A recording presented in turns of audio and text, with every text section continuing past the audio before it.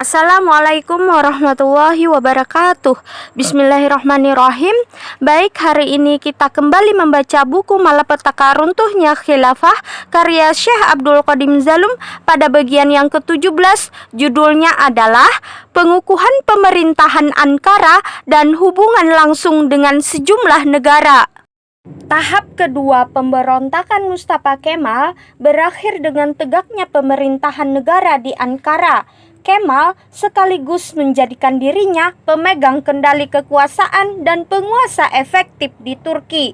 Sementara itu, pemerintahan Istanbul menjadi penguasa yang tidak memiliki wewenang apapun. Ini terjadi segera setelah pemerintahan bayangan ini tegak menjadi penguasa yang memegang kendali negara. Inggris menyerukan perlunya diadakan perundingan. Perundingan yang diselenggarakan di London ini dihadiri oleh utusan-utusan dari Yunani dan Turki.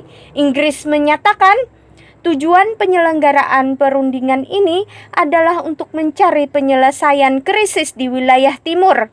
Hal ini berarti peninjauan kembali isi perjanjian Sèvres yang ditandatangani di Paris. Dengan kata lain, perjanjian Sèvres yang telah disepakati di Paris kembali menjadi objek pembahasan dan pertimbangan sebelum perjanjian tersebut diberlakukan.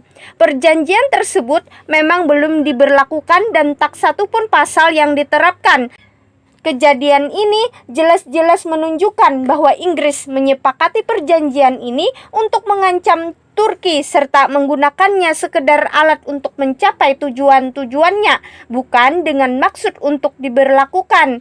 Terbukti bahwa perjanjian itu tetap dirahasiakan, sekalipun telah ditandatangani lebih dari 1 tahun yang lalu, dan baru disiarkan pada saat Mustafa Kemal tengah terkepung dan ketika pemberontakannya nyaris dapat dihancurkan.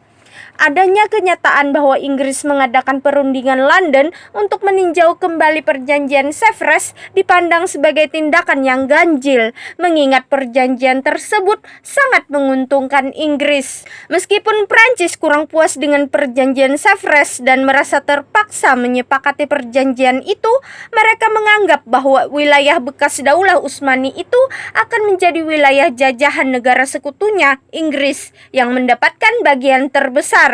Jadi Prancis merasa cukup puas mendapatkan wilayah Suriah dan Kilikia.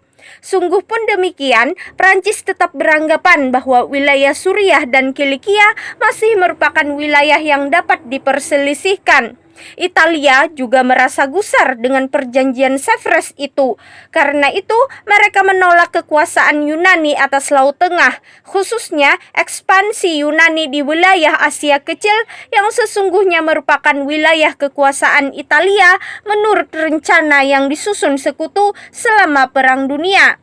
Oleh karena itu, akibat keserakahan kedua negara tersebut dalam memperebutkan wilayah jajahan, maka Prancis dan Italia menandatangani perjanjian ini dengan berat hati.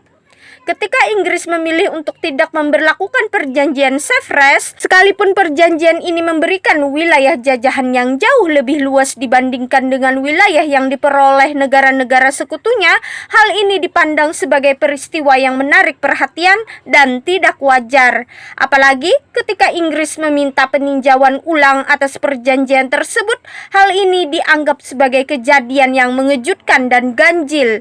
Yang lebih mengejutkan lagi adalah hadirnya delegasi pemerintahan Ankara yang datang bersama perwakilan Daulah Utsmani pada perundingan tersebut. Jelas bahwa pemerintahan Ankara sebenarnya tidak mempunyai hak untuk ikut serta dalam perundingan itu, mengingat bahwa pemerintah Daulah Utsmani lah yang ambil bagian dalam Perang Dunia dan mengalami kekalahan. Setelah itu, pemerintah Utsmani pula yang menandatangani perjanjian Sèvres yang dibahas dan ditinjau ulang dalam perundingan tersebut. Oleh sebab itu, patut dipertanyakan kedudukan pemerintahan Ankara yang belum mendapat pengakuan dalam perundingan ini, serta mengapa mereka menghadiri perundingan dalam rangka membahas syarat-syarat perjanjian damai ini. Apakah hal ini bukan merupakan bukti nyata bahwa pendirian pemerintahan Ankara merupakan rekayasa Inggris untuk mengikutsertakan mereka dalam perundingan damai, untuk selanjutnya menjadikan mereka sebagai satu-satunya negosiator dalam perjanjian final? Pemerintah Khilafah Utsmani seharusnya menolak keikutsertaan pemerintahan Ankara dalam perundingan ini, mengingat persetujuan atas keikutsertaan mereka berarti secara resmi mengakui keberadaannya. Selain itu, kehadiran dua pemerintahan atas satu negara di depan musuh-musuhnya dalam suatu perundingan damai jelas menunjukkan kelemahan dan kehancuran negara tersebut. Oleh sebab itu, wajar jika pemerintahan khilafah menolak keikutsertaan pemerintahan Ankara. Namun kenyataannya, pemerintahan khilafah dapat menerimanya. Kelemahan daulah khilafah itu semakin tampak jelas ketika Barat mengundang Mustafa Kemal sebagai upaya untuk mengambil hatinya dan mendamaikan kedua belah pihak. Dalam hal ini, Taufik Pasha menemui Mustafa Kemal dan berkata, atas nama negara Turki dan demi Khilafah Utsmani, delegasi Turki yang hadir dalam perundingan itu harus merupakan satu kesatuan yang kuat dan harus menyampaikan usulan agenda yang satu pula, yang akan menunjukkan kerjasama dan persatuan seluruh umat daripada harus berselisih dan terpecah belah. Namun demikian, Mustafa Kemal menolak usulan ini dan berkata, hanya Majelis Nasional yang memiliki kedaulatan konstitusional serta menjalankan kekuasaan dan hukum di negara ini. Negara-negara Eropa seharusnya mengirimkan undangan atau perundingan melalui majelis ini.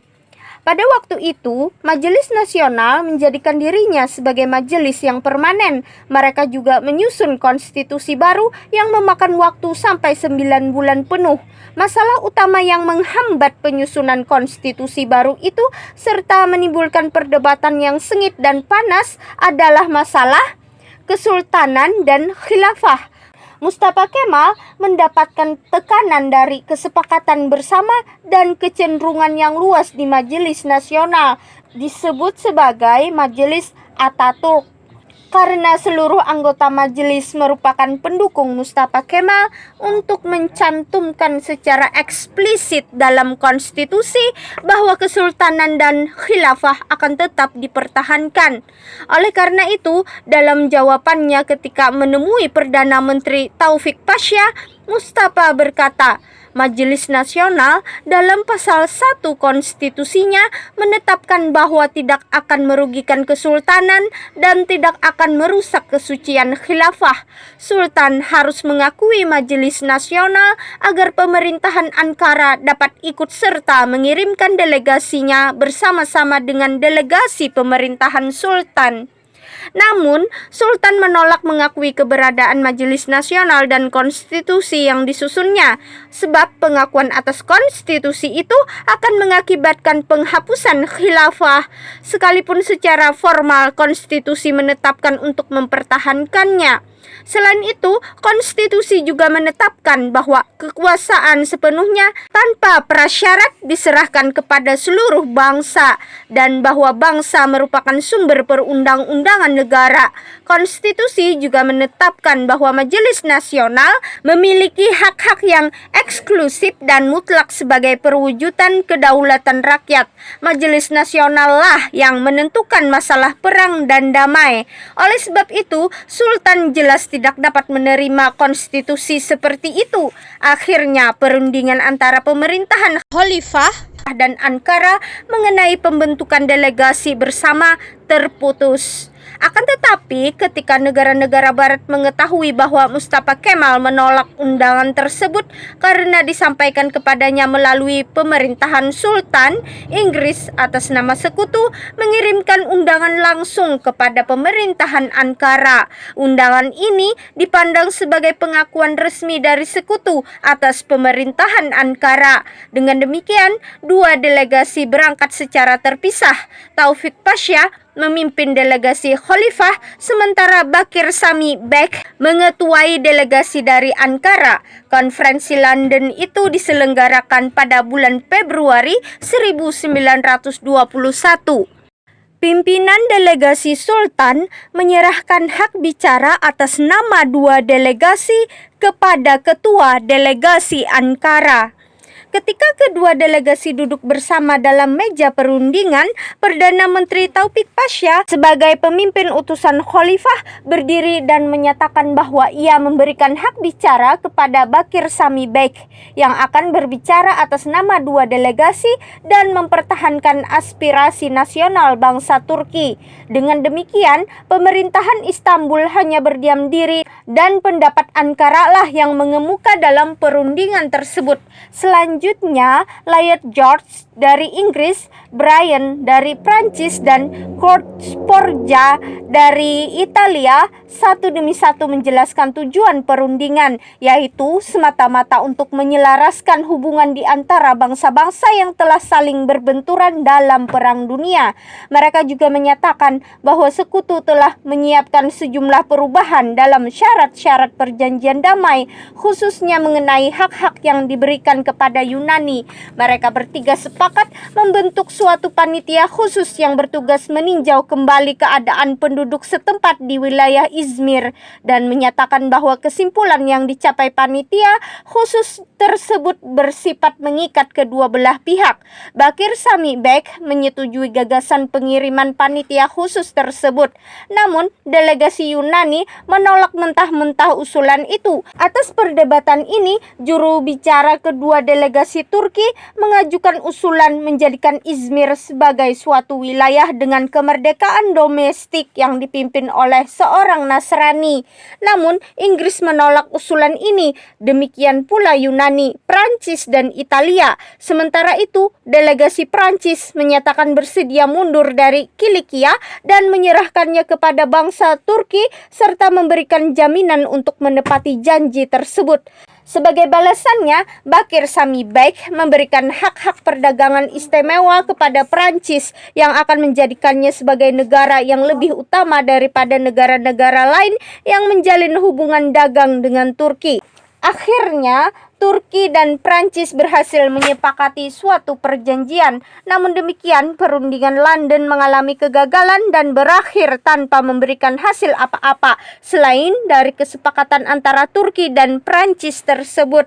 Tidak lama setelah kedua delegasi tersebut kembali ke Turki, Mustafa Kemal menolak perjanjian yang disepakati Bakir Sami dan Prancis. Selanjutnya, Bakir Sami dipaksa mengundurkan diri dari jabatannya sebagai Menteri Luar Negeri. Setelah itu, Bakir Sami bergabung dengan orang-orang yang menentang Mustafa Kemal.